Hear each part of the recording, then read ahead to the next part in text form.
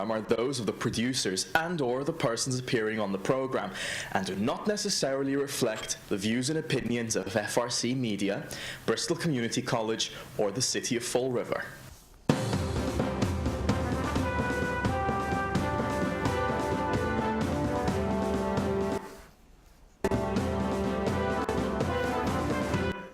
We are having some technical difficulty this morning. Welcome to live television again. Well, welcome to Spindle City Straight Talk. I'm Chip. I'm CJ. And hopefully we're on the air. We are on the air, We're on the air. Okay. All right, let's get right to it. Where do we begin? Fall River on a Wednesday. Huh? I'm not sure where to begin, but I can tell you one thing. If you're a junkie, you're not going to die in Swansea. So all the junkies maybe should move to Swansea because nobody from Swansea dies from opiate addiction. So that's the place to live if you don't want to deal with death from, opiate addiction, which is kind of speaks volumes to the community. But I think what's really very interesting is the fact that, the Herald News said that the mayor is taking a mulligan on the DCM issue. Really? You're going to give him a pass? Are you really going to give him a pass? Come on. You know the people that came out all over Facebook, all over social media said, this kid's done nothing but lie. Lie. And you're going to give him a pass. You can't, honestly, you can't do that. You can't give this guy a pass. It just doesn't work that way. But, Well, let me play the devil's advocate here. That's what I was hoping you'd do. Let me play the devil's advocate. Why not give him a mulligan? We give all the councilors mulligans. We've been giving mulligans out for the last 20 years. I mean, how many times have they misspent money, put windows in, not figured out who did it? Then when we do figure out who did it, nothing happens. And all we've done, we should change the city. We should change the name of the city to Mulligan, because the fact is that all Mulligan, we do is give out mulligans. And, as I said, let's remember, if you're looking for a career field out there, you young, bright high school students who've never held a job, who are going to go on to college, and you don't really want to move out of Fall River, which I really don't understand that position, but let's say but what's the only job you can really get in Fall River? That gives you benefits, perks. You never have to worry about consequences, and it's just like living at home with mommy and daddy.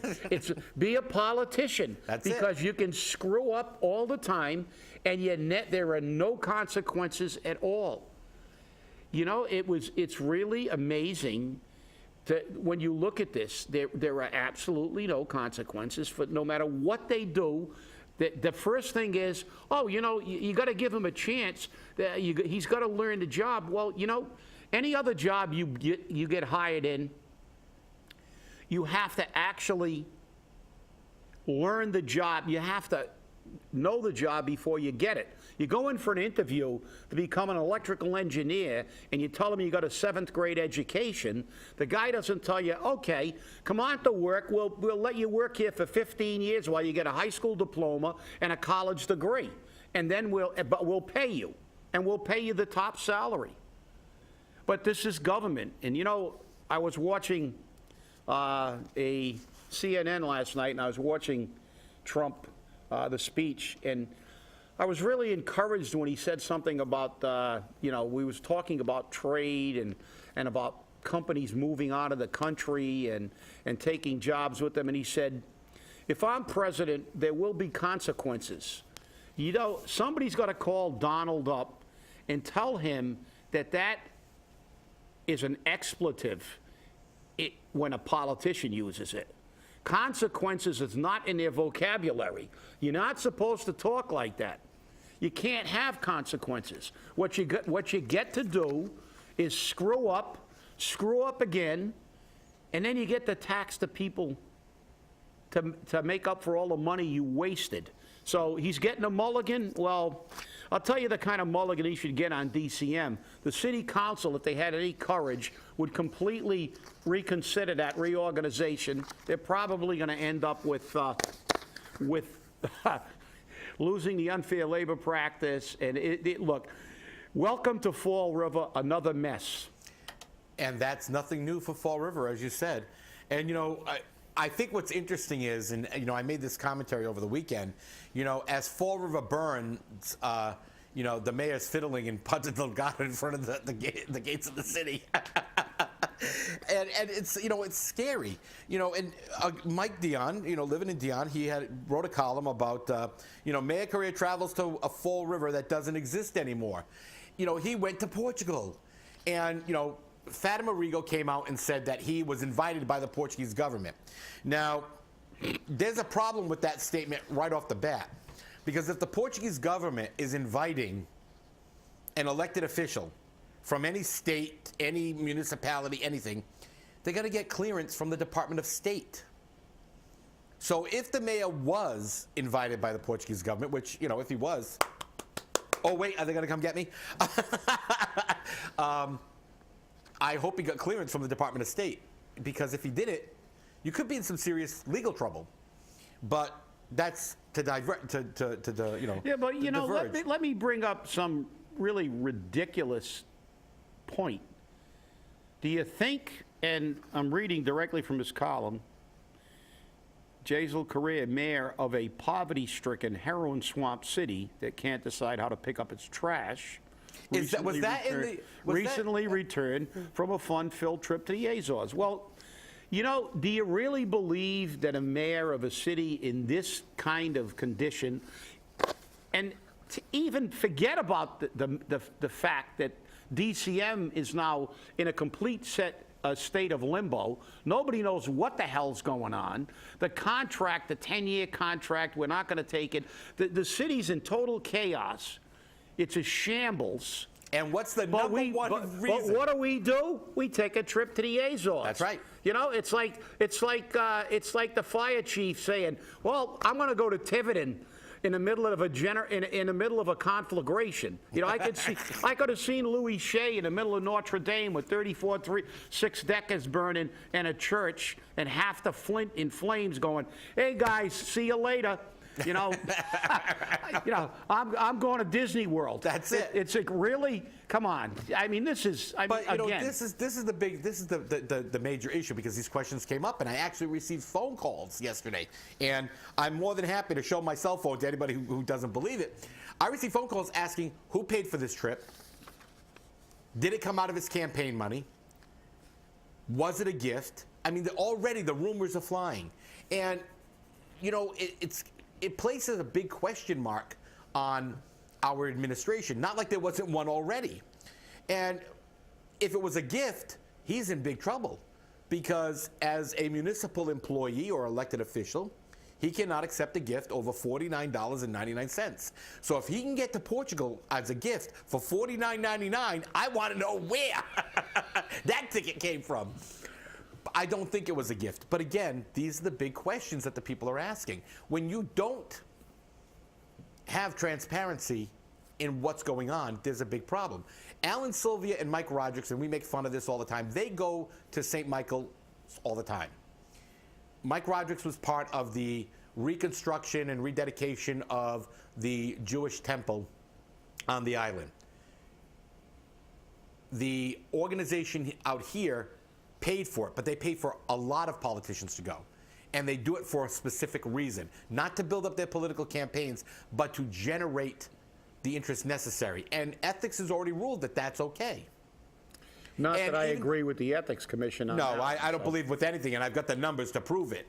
But, because they sent them to me. But the thing that gets me is that, why did he have to go to Portugal? What was so important? And the bigger question is, when he went to Portugal, not only was it him, it was Chris Pereño, the chief of staff, Jen Andrade, his campaign manager, and another young lady who has followed him around like a puppy for a long time. And these are people that can see no wrong. But she was also campaign finance, right? Yeah, she was on the finance team, or she's the treasurer or something. But I'm not going to get into it because I don't want to put out a misstatement. I want to know that fact. In but some capacity. But the thing is, they all suffered from an infamous hateful disease, sulfitis. you know, when we let a politician open their mouth long enough, they always put their foot in it.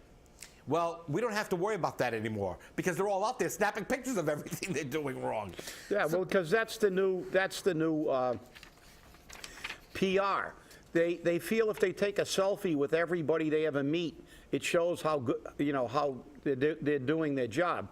But I know there are a lot of people, and justifiably so, asking who paid for the, I mean, if he's misappropriating funds, that is an issue. But what's a bigger issue to me as a taxpayer is, why did he go to march in a parade? Why did he go and leave the city in a lurch? There is no accountability. There is no consequence for any politician. We've already heard about how congressmen in Washington have to spend an inordinate amount of time raising funds for their party, for themselves. Then they take long breaks. Same thing in Boston, the legislature. They're adjourned most of the summer. Then they go on trips everywhere. This is the problem with our government today. There's no accountability. The people have every right to ask who paid for it, but what I think is more important is, why did you go? Why aren't you fixing the city? And how did we manage to get a DCM director that was reviewed by 2 city councilors? Now, I don't understand, so I'm not going to put all the blame on the mayor, because we had 2 city councilors that supposedly looked over the candidates. And, I mean, I don't know. We didn't have the same access they did to the candidate's resume, but we found out that he had only supervised 13 people. We found out that his previous job, he only supervised 6. We found out that he filed lawsuits in both communities. Yet these 2 councilors said he was the best candidate. And now they're in the paper saying, oh, we're betrayed. Maybe you didn't do due diligence. Well, maybe you didn't do your job. Maybe you didn't review it. Maybe you just did what politicians mostly do, is get the giant rubber stamp out, and here's another. There's nothing we can do about it. So let's just hit the rubber stamp, because who gives a damn? It's only the taxpayers' money. Right. Who cares? We don't care about this. And the worst part about it is the administration, when a 6610 request was filed, which they get 10 days to answer, I requested under 6610 the entire file on Mr. Oakfor, his resume, his background, everything, the proposed contract. They sent me the job description. That's what they sent me, the job description. So it was a non-responsive request, and that was sent up to the Secretary of State for review. But I think the bigger issue that we also have here is the fact that, number one, we need to name these city councilors. It was Linda Pereira and Pamela Liberté LeBeau. They're the ones who said, this is the guy who has the highest recommendation with the best background, who knows how to handle this. Yet, one of the job requirements was that he be an engineer. And again, we don't have to worry about the job requirements, because guess what? It's Fall River. And this guy is friends with my daddy, and I want it. And the mayor told these city councilors, this is the guy we want. And this is the problem. We did the same thing with the neighborhood coordinator. He met none of the requirements of the job description, and the mayor wanted him, and that's who got the job, because it was Jen Andrade's friend. Okay, this is how this is growing. This is Fall River at its best. It doesn't matter what's best for the people. Doesn't matter what's best for the taxpayer. It's what's best for the man on the 6th floor in the suit that he used his campaign finance money to alter his suits with a tailor. He spends $400 a night at high-end hotels on campaign money in Boston, in Newport. And he talks about, well, met with a developer, met with this. High-end restaurants. We say it all the time, follow the money. Is this the money you're giving to the mayor to spend it on so he can go live the life of Trump? He's not Donald Trump. Yeah, but Trump's using Trump's money, not... Exactly. He's not asking the people for money. That's it. Okay? But we can blame the political finance laws. They allow stuff like this because they allow lobbyists to do, it's just, but the whole thing is, it's the questioning, the accountability. The people have to rise up and demand answers. We've now said we have to ask when you run into these councilors, when you run into Pamela Liberté, LeBeau, and Linda Pereira, you have to ask them how they came to the conclusion that he was the best candidate, that he had only supervised 13 people in a community the size of a postage stamp, and now he was going to run a DCM in a city the size of Fall River with its inherent problems.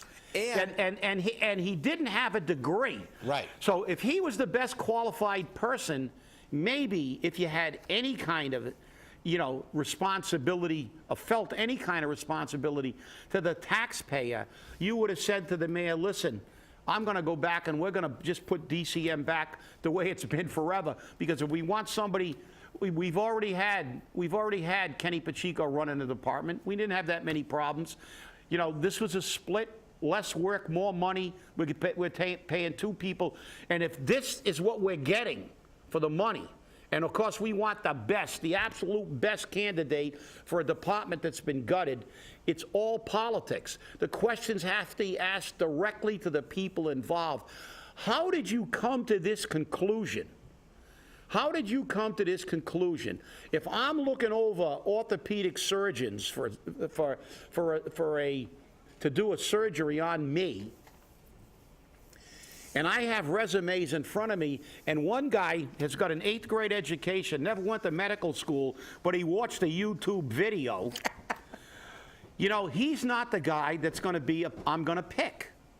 I'm going to look for a man with credentials, a man who has done numerous orthopedic surgeries, and I'm going to look for the best qualified candidate, and I'm going to keep looking until I find one. We always manage to get the high pay because that's the myth that they spin. In order to get the best candidate, we have to pay the big money. Well, we've seen the best candidates. We saw Mr. Nunes. We see these criteria created, and then they're not met. No degree, not even experience with a major DCM of a city even close to our size. I mean, this is outrageous. I mean, when you look at the thing and you try to look at this thing objectively and rationalize how this decision could have been made, it's impossible. It's absolutely impossible to justify this decision, to justify his hiring. It's just ridiculous. You wouldn't hire somebody to prune your trees with that little experience. But we hire a guy, we're going to pay him $110 grand, plus give him vacations and benefits and health care. So he's going to cost about $150,000 to $175,000 to you, the taxpayer, and to me, the taxpayer. And this is what we got. This is what our government does to us. No wonder Donald Trump beat everybody's brains out that had any affiliation with politics. People are just fed up to their eyeballs with what the way government is on all levels. I'm tired of selfies and trips. We want, in every other aspect of our life, we demand accountability. You hire somebody to do a job, they don't do it, you sue them. And before you hire somebody, you normally check their credentials. But when it comes to the government that's wasting our money, and then they're going to turn around and say, we're going to cut fire, we're going to cut police, you have to pay us more money. But they do things like this, and then they try to convince you that they're really trying to make government more streamlined and leaner and worry about your tax dollars. That is absolute BS. I agree. It's getting to the point where it's crazy. I mean, this city has gone from the ridiculous to the sublime. We are absolutely... I think we're behind that already. And at ludicrous speed. Yeah, I think we're beyond that already.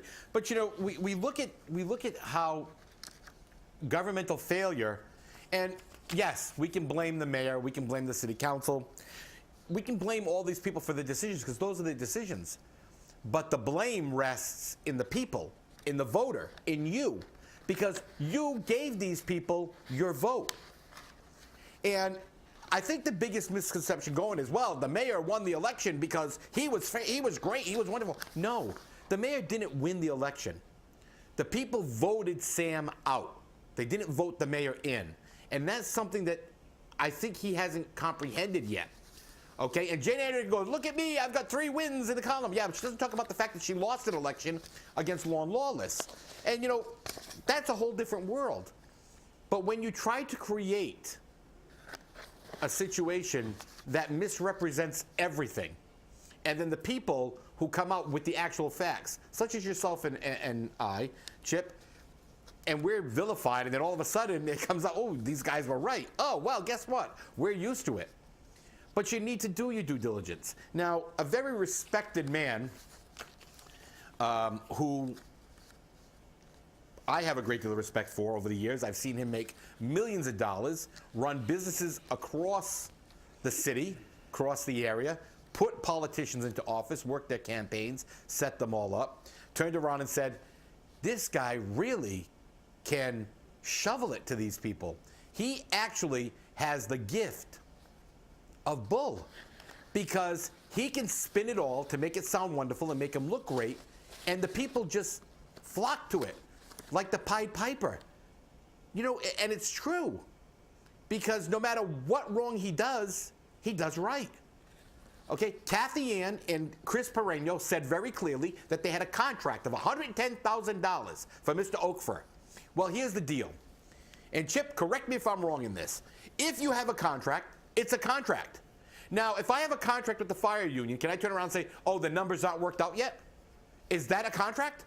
Well, it's not, because they make sure that they have those checked. They have to be double checked by the union, checked by the fire department, checked by the city financial team, because they make sure, because these people actually work. Right. But when it comes to a politician, they don't have to check. Exactly. See, again, you're applying logic to politicians. There I go again. And you know, a very good friend of mine who watches politics very closely made a really good statement, and I said, you know, I'm going to use that on the next show. We were discussing it, and he said, you know, because somebody characterized somebody as a snake, a political snake, which is a common reference. But you know, he made a great statement, and it's true. He said, what do you mean he's a snake? He said, all politicians are snakes. The only thing that varies is their length. How big a snake they are. And you know something? It's true. And I'm going to give credit to the people of Fall River. They're trying now. We've replaced people. We've replaced the mayors. But now what we've got to do is, now we're getting better. Every election we're getting better. But I hope the lesson learned in this last go-round is, we can't elect people because they're neighborhood association people, and they know a lot of people. This isn't a popularity contest. It's not a contest for anything except to represent the people. Your judgment should be to look at the platforms of the people who are running for office. Listen to what they're saying.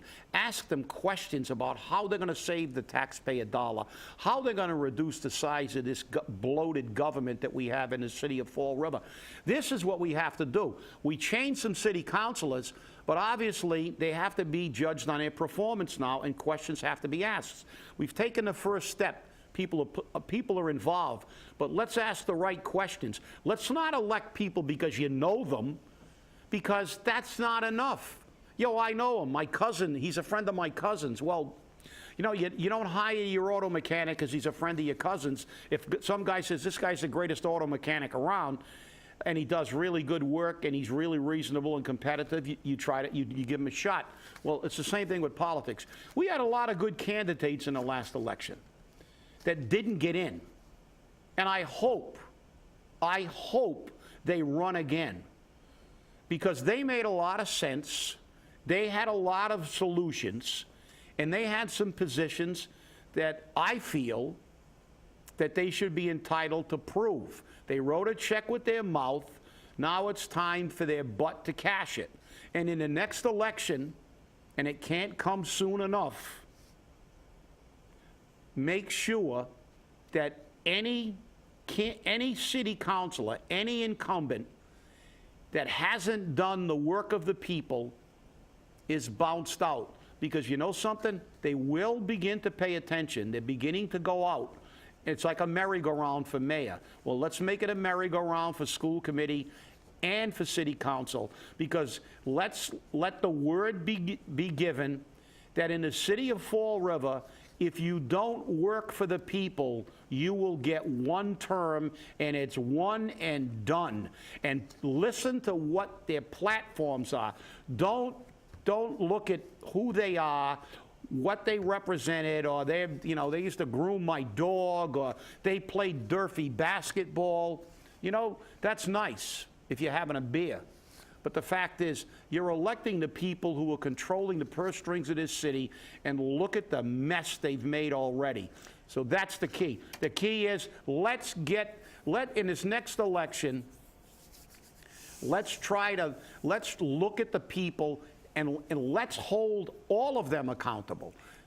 But here's the piss poor situation in Fall River the way it is.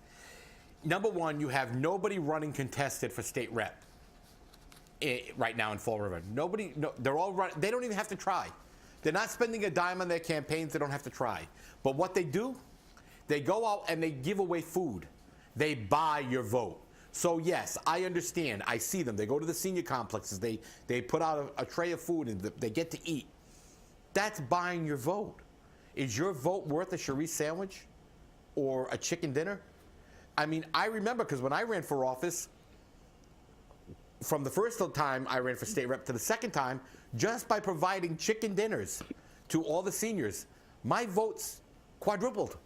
The number of votes I received. They were still short, but no, you know what? That proved that your elected officials buy your vote.